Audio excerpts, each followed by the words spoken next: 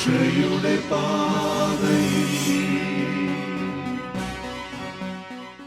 ഈശോ മിശിഹായ്ക്ക് സ്തുതിയായിരിക്കട്ടെ. ഇപ്പോഴും എപ്പോഴും സ്തുതിയായിരിക്കട്ടെ. എല്ലാവർക്കും സുഖം തന്നെയല്ലേ? നമുക്ക് പ്രാർത്ഥിച്ച ശേഷം ക്ലാസ്സുകൾ തുടങ്ങാം.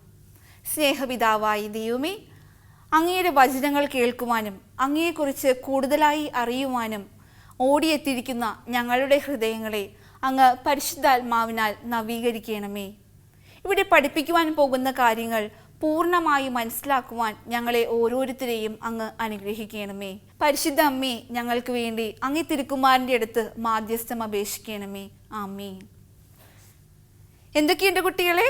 എല്ലാവരും സുഖമായിട്ടിരിക്കുന്നു അല്ലേ? കഴിഞ്ഞ ആഴ്ച ടീച്ചർ പഠിപ്പിച്ച പാഠങ്ങൾ എല്ലാവർക്കും മനസ്സിലായല്ലേ? എന്തിനെ കുറിച്ച് നമ്മൾ പഠിച്ചത്? ഇസ്രായേലിലെ പ്രവാചകന്മാരെ കുറിച്ചല്ലേ? ആരാ ഈ പ്രവാചകന്മാർ? തെറ്റു ചെയ്ത് ദൈവത്തെ മറന്ന് പ്രവർത്തിച്ച ഇസ്രായേൽ ജനതയെ ദൈവത്തിലേക്ക് തിരികെ കൊണ്ടുവരാൻ വേണ്ടി നിയോഗിക്കപ്പെട്ടവരാണ് പ്രവാചകന്മാർ. ഇനി പ്രവാചകൻ എന്ന വാക്കിൻ്റെ അർത്ഥം എന്താണ്? ഒന്ന് പറഞ്ഞെല്ലാവരും. ദൈവത്തിന് വേണ്ടി സംസാരിക്കുന്ന വ്യക്തി. അപ്പോൾ ഓരോ പ്രവാചകന്മാരും ദൈവത്തിൻ്റെ പ്രതിനിധികളാണ്. അതിനുശേഷം നമ്മൾ പ്രവാചകരുടെ ദൗത്യങ്ങളെ കുറിച്ച് പഠിച്ചു അല്ലേ? എന്താണ് അവരുടെ ഉത്തരവാദിത്തങ്ങൾ? തെറ്റുകളെ പറ്റി ബോധ്യപ്പെടുത്തി കൊടുക്കുക. രണ്ടാമത് എന്താണ്? അവരെ ശാസിക്കുക. പശ്ചാത്തപിച്ചില്ലെങ്കിൽ ശിക്ഷിക്കപ്പെടുമെന്ന് മുന്നറിയിപ്പ് നൽകുക. ഹൃദയപരിവർത്തനം നടത്തി ദൈവത്തിലേക്ക് തിരികെ വരാനായി ആഹ്വാനം നൽകുക. ഇത് 4 ഓരോ പ്രവാചകന്റെയും ഉത്തരവാദിത്തങ്ങൾ. പിന്നെ പ്രവാചകരെ നമ്മൾ 2 തരംതിരിച്ചിരിക്കുന്നു എന്ന് പഠിച്ചു അല്ലേ?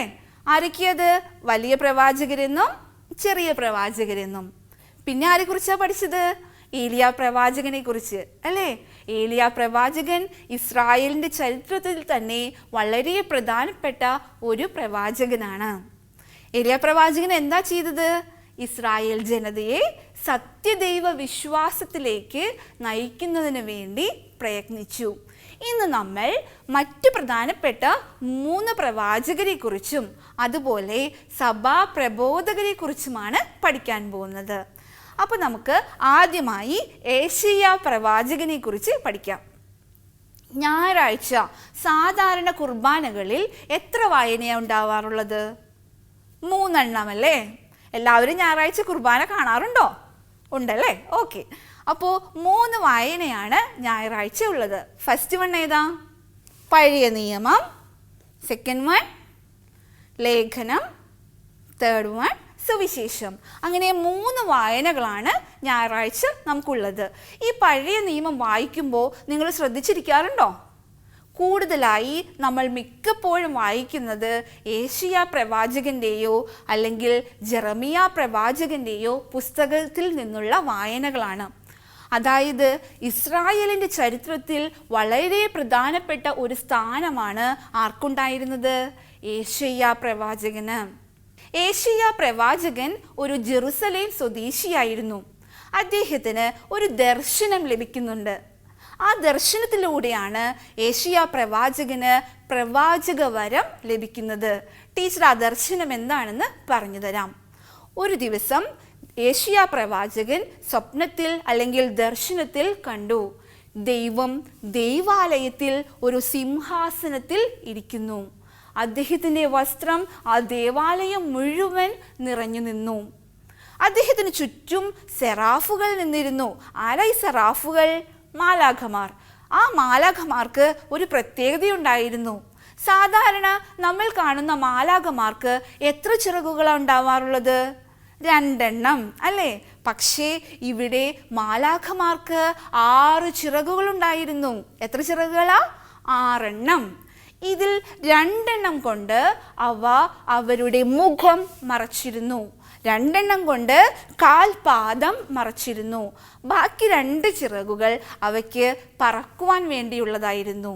ഈ മാലാഖമാർ ഉച്ചത്തിൽ വിളിച്ചു പറഞ്ഞു, സൈന്യങ്ങളുടെ കർത്താവ് പരിശുദ്ധൻ പരിശുദ്ധൻ എന്ന് ഉറക്കെ വിളിച്ചു പറഞ്ഞു. അവയുടെ ശബ്ദം കൊണ്ട് ആ ദേവാലയത്തിലെ പൂമുഖത്തിൻ്റെ അടിസ്ഥാന ശിലകൾ വരെ പറന്നുപോയി എന്നാണ് പറയുന്നത്. അവിടെയെങ്ങും പുകപടലം നിറഞ്ഞു നിന്നു. അപ്പോൾ ഇത് കണ്ട യേശയ്യാ പ്രവാചകൻ ഉറക്കെ വിളിച്ചു പറഞ്ഞു, ഞാൻ നശിച്ചുപോയി, എൻ്റെ കണ്ണുകൾ സൈന്യങ്ങളുടെ കർത്താവിനെ കണ്ടിരിക്കുന്നു. ഞാൻ അശുദ്ധമായ അധരങ്ങൾ ഉള്ളവനും അശുദ്ധമായ അധരങ്ങൾ ഉള്ളവരുടെ കൂടെ ജീവിക്കുന്നവരുമാണ്. അങ്ങനെയുള്ള ഞാൻ കർത്താവിനെ കണ്ടിരിക്കുന്നു, ഞാൻ നശിച്ചു. ഇത് കേട്ട സെറാഫുകളിൽ ഒരെണ്ണം ഒരു കൊടിൽ കൊണ്ടുവന്ന്, കൊടിൽ എന്ന് പറയുമ്പോൾ ചകണ പോലെയൊക്കെയുള്ള ഒരു സാധനം, അത് കൊണ്ടുവന്ന് എന്ത് ചെയ്തെന്നറിയാവോ? ഒരു അഗ്നി കഷ്ണം എടുത്തു. ആ അഗ്നി കഷ്ണം പ്രവാചകന്റെ അധരങ്ങളിൽ സ്പർശിച്ചു. അങ്ങനെ ആണ് യേശയ്യാ പ്രവാചകന് പ്രവാചക വരം ലഭിക്കുന്നത്. ഇനി യേശയ്യാ പ്രവാചകൻ എന്തിനെ കുറിച്ചാണ് ജനങ്ങളുടെ അടുത്ത് പറഞ്ഞത് എന്ന് നോക്കാം. യേശയ്യാ പ്രവാചകൻ ഇസ്രായേൽ ജനങ്ങളുടെ അടുത്ത് ഈ ലോകത്തെ മുഴുവൻ നവീകരിക്കാൻ പോകുന്ന രക്ഷകന്റെ വരവിനെ കുറിച്ചാണ് പറഞ്ഞത്. ഈ ലോകത്തെ മുഴുവൻ നവീകരിക്കാൻ പോകുന്ന രക്ഷകൻ ആരാണ്? നിങ്ങൾക്ക് എല്ലാവർക്കും അറിയാം. ആരാത്? ഈശോയുടെ വരവിനെ കുറിച്ചാണ് യേശയ്യാ പ്രവാചകൻ ജനങ്ങളുടെ അടുത്ത് പറയുന്നത്. അതുപോലെ തന്നെ മാനസാന്തരം, പ്രത്യാശയുടെ ദിനങ്ങൾ, ദൈവത്തിൻ്റെ അളവറ്റ സ്നേഹം, ഇതിനെക്കുറിച്ചെല്ലാം യേശയ്യാ പ്രവാചകൻ ജനങ്ങളുടെ അടുത്ത് പറയുന്നു. ദൈവസ്നേഹം അത് അളവറ്റതാണ്. നാം ഓരോരുത്തരും തെറ്റുകൾ ചെയ്യുമ്പോൾ ദൈവത്തിൽ നിന്ന് അകലുകയാണ് ചെയ്യുന്നത്. അത് ദൈവത്തിന് അഗാധമായ ദുഃഖമാണ് മക്കളെ ഉണ്ടാക്കുന്നത്. അപ്പോൾ തെറ്റുകൾ ചെയ്യുമ്പോൾ അത് തെറ്റാണ് എന്ന് മനസ്സിലാക്കി കഴിഞ്ഞാൽ ഉടനെ തന്നെ പശ്ചാത്തപിച്ച് ദൈവത്തിലേക്ക് തിരികെ വരാനായി ശ്രമിക്കണം. അപ്പോൾ യേശയ്യാ പ്രവാചകൻ എന്തിനെ കുറിച്ചാണ് ജനങ്ങളുടെ അടുത്ത് പറഞ്ഞത്? രക്ഷകന്റെ വരവിനെ കുറിച്ച്. അടുത്തതായി നമുക്ക് ജെറമിയാ പ്രവാചകനെ കുറിച്ച് പഠിക്കാം. ജെറമിയാ പ്രവാചകൻ ബാലനായിരുന്നു. അദ്ദേഹത്തിൻ്റെ നാവിൽ ദൈവം വചനങ്ങൾ നിക്ഷേപിച്ചു.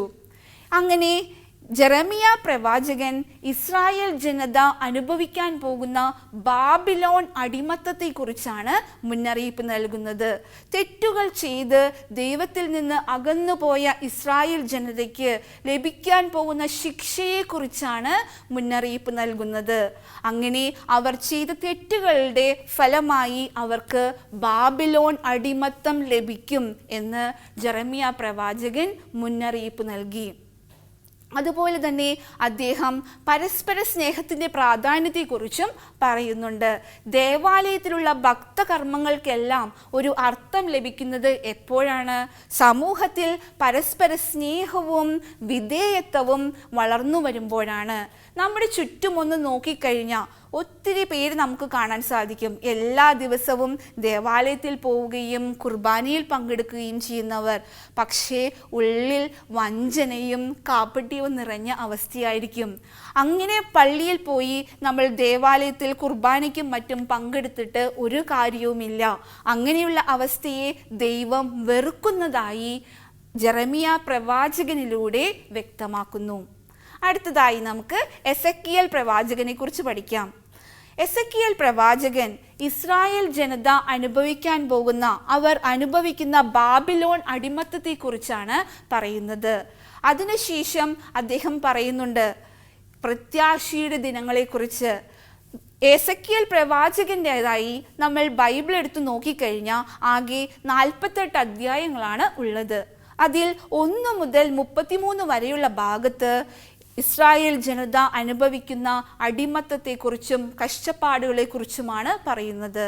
34 തുടങ്ങി നോക്കിക്കഴിഞ്ഞാൽ പ്രത്യാശയുടേതായ ദിനങ്ങളെക്കുറിച്ച് എസെക്കിയേൽ പ്രവാചകൻ പറയുന്നതായി നമുക്ക് കാണാം. ഒരു പുതിയ ജനമായി ഇസ്രായേൽ ജനത വളർന്നു വരും. യഥാർത്ഥ ഇടയൻ അവരെ നയിക്കുവാനെത്തും. ഒരു പുതിയ ദേവാലയം നിർമ്മിക്കപ്പെടും. അങ്ങനെ പ്രത്യാശയുടേതായ ദിനങ്ങളെക്കുറിച്ചാണ് എസെക്കിയേൽ പ്രവാചകൻ ജനങ്ങളുടെ അടുത്ത് പറയുന്നത്. അപ്പോൾ ഓരോ പ്രവാചകരും ദൈവത്തിൻ്റെ പ്രതിനിധികളാണ്. അവർ പറയുന്ന കാര്യങ്ങൾ നല്ലതിനു വേണ്ടിയാണ് എന്ന് മനസ്സിലാക്കി ദൈവത്തിലേക്ക് മടങ്ങി വരുവാനായി നാം ഓരോരുത്തരും ശ്രമിക്കണം. ഇനി അടുത്തതായി നമ്മൾ പഠിക്കാൻ പോകുന്നത് സഭാ പ്രബോധകരെ കുറിച്ചാണ്. ആരാണ് ഈ സഭാ പ്രബോധകർ? ഈ വാക്ക് നിങ്ങൾ ആദ്യമായിട്ടായിരിക്കും കേൾക്കുന്നത്. തിരുസഭ വളർന്നു വരുന്നതിനൊപ്പം ഓരോ അബദ്ധ സിദ്ധാന്തങ്ങളും പഠനങ്ങളും മുന്നോട്ട് വന്നു. ഈ സിദ്ധാന്തങ്ങളെയും പഠനങ്ങളെയും എല്ലാം എതിർക്കുന്നതിന് വേണ്ടി ആര് മുന്നോട്ട് വന്നു? സഭാ പ്രബോധകർ. ഇസ്രായേൽ ജനത തെറ്റുകൾ ചെയ്തപ്പോൾ അവരെ മനസ്സിലാക്കി കൊടുക്കുവാൻ വേണ്ടി പ്രവാചകർ ഉണ്ടായി. ഇതുപോലെ പുതിയ ജനമായ നമുക്ക് തെറ്റുകൾ പറ്റുമ്പോൾ അത് മനസ്സിലാക്കി തരുവാനും മാർഗനിർദ്ദേശങ്ങൾ തരുന്നതിനും വേണ്ടി മുന്നോട്ട് വരുന്നവരാണ് സഭാ പ്രബോധകർ. വളരെയേറെ പ്രധാനപ്പെട്ട സഭാ പ്രബോധകരെ നമുക്ക് കാണാൻ സാധിക്കും. വിശുദ്ധ സിപ്രിയാൻ, ഇരണേവൂസ്, അത്തനീഷ്യസ്, ജെറോം, അപ്രേം, അഗസ്തീനോസ് ഇവരെല്ലാം പ്രധാനപ്പെട്ട സഭാ പ്രബോധകരാണ്. ഇവരെല്ലാവരും തന്നെ സഭാ പണ്ഡിതന്മാരുമാണ്. അഗസ്തീനോസിനെ കുറിച്ച് നിങ്ങൾക്ക് എല്ലാവർക്കും കൃത്യമായിട്ട് അറിയാം. 32 വയസ്സ് വരെ അദ്ദേഹം പാപത്തിൽ നിറഞ്ഞ ഒരു ജീവിതമാണ് നയിച്ചിരുന്നത്. അദ്ദേഹത്തിൻ്റെ അമ്മ മോനിക്ക പുണ്യവതി പ്രാർത്ഥിച്ചതിൻ്റെ ഫലമായി 32-ാം വയസ്സിൽ അഗസ്തീനോസ് എന്തു ചെയ്തു? പാപത്തിൻ്റെ വഴിയെല്ലാം വിട്ട് മാനസാന്തരപ്പെട്ട് ദൈവത്തിലേക്ക് മടങ്ങി വന്നു. അദ്ദേഹം ഒത്തിരി പുസ്തകങ്ങൾ എഴുതിയിട്ടുണ്ട്. പിന്നീട് അദ്ദേഹം സഭാ പണ്ഡിതനും സഭാ പ്രബോധകനും അതുപോലെ വിശുദ്ധനുമായി തീർന്നു. ഇന്ന് നമുക്ക് ആരാണ് മക്കളെ മാർഗനിർദ്ദേശങ്ങൾ നൽകുന്നത്? മാർപ്പാപ്പമാരാണ്. മാർപ്പാപ്പമാരാണ് ഇന്ന് നമുക്ക് മാർഗനിർദ്ദേശങ്ങൾ നൽകുന്നത്. ഇപ്പോഴത്തെ മാർപ്പാപ്പ ആരാണ്? മാർപ്പാപ്പയുടെ പേര് നിങ്ങൾക്കറിയാവോ എല്ലാവർക്കും. എന്താ മാർപ്പാപ്പയുടെ പേര്? ഫ്രാൻസിസ് മാർപ്പാപ്പ. മാർപ്പാപ്പ ഈ ഇടയ്ക്ക് ഒരു ചാക്രിക ലേഖനം എഴുതിയിട്ടുണ്ടായിരുന്നു. ആ ചാക്രിക ലേഖനത്തിൻ്റെ പേരെന്താ? ഫ്രത്തേലി തുത്തി. ഇറ്റാലിയൻ വേർഡാണ്. അതിൻ്റെ അർത്ഥം എല്ലാവരും സഹോദരങ്ങൾ. ഈ വാക്കിൽ തന്നെയുണ്ട്, ഈ പേരിൽ തന്നെയുണ്ട് എന്താണ് മാർപ്പാപ്പ അതിലൂടെ വ്യക്തമാക്കുന്നതെന്ന്. എല്ലാവരും നമ്മുടെ സഹോദരങ്ങളാണ്. അതുകൊണ്ട് പരസ്പര സ്നേഹത്തോടു കൂടി വേണം നാം ഓരോരുത്തരും ജീവിക്കേണ്ടത്. ഈ പ്രബോധകന്മാരും അതുപോലെ പ്രവാചകന്മാരും പറയുന്ന കാര്യങ്ങൾ മനസ്സിലാക്കി പരസ്പര സ്നേഹത്തിൻ്റെയും നന്മയുടേതുമായ ഒരു ജീവിതമാണ് നമ്മൾ ഓരോരുത്തരും നയിക്കേണ്ടത്. ഇനി ടീച്ചർ ഇന്ന് നിങ്ങൾക്ക് ഒരു ആക്ടിവിറ്റി തരാം. ഏശയ്യാ പ്രവാചകന്റെ പുസ്തകത്തിൽ നിന്നും നിങ്ങൾക്ക് ഇഷ്ടപ്പെട്ട ഏതെങ്കിലും 2 വചനമെടുത്ത് നിങ്ങളുടെ നോട്ട്ബുക്കിൽ എഴുതണം. അത് എഴുതിയിട്ട് നിങ്ങളുടെ ക്ലാസ് ടീച്ചറിന് അയച്ചു കൊടുക്കണം. ഒത്തിരിയേറെ നിങ്ങൾക്ക് ഇഷ്ടപ്പെടുന്ന വചനങ്ങൾ ഏശയ്യാ പ്രവാചകന്റെ പുസ്തകത്തിൽ കാണാൻ സാധിക്കും. പെറ്റമ്മ മറന്നാലും ഞാൻ നിന്നെ മറക്കുകയില്ല. ഇതാ ഞാൻ എൻ്റെ ഉള്ളം കയ്യിൽ നിന്റെ പേര് രേഖപ്പെടുത്തിയിരിക്കുന്നു. അതായത് പെറ്റമ്മയെക്കാളും സ്നേഹമാണ് ആർക്ക് നമ്മളോടുള്ളത്? ദൈവത്തിന്.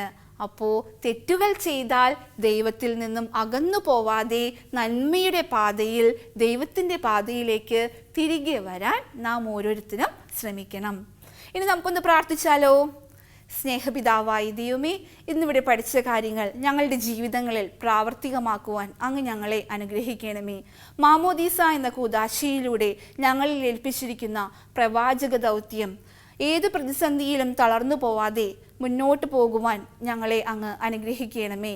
സമൂഹത്തിൽ നടക്കുന്ന അക്രമത്തിനും അനീതിക്കുമെതിരായി ശബ്ദമുയർത്തുവാൻ ഞങ്ങളെ അങ്ങ് അനുഗ്രഹിക്കണമേ. ആമീൻ. ഈശോ മിശിഹായ്ക്ക് സ്തുതിയായിരിക്കട്ടെ.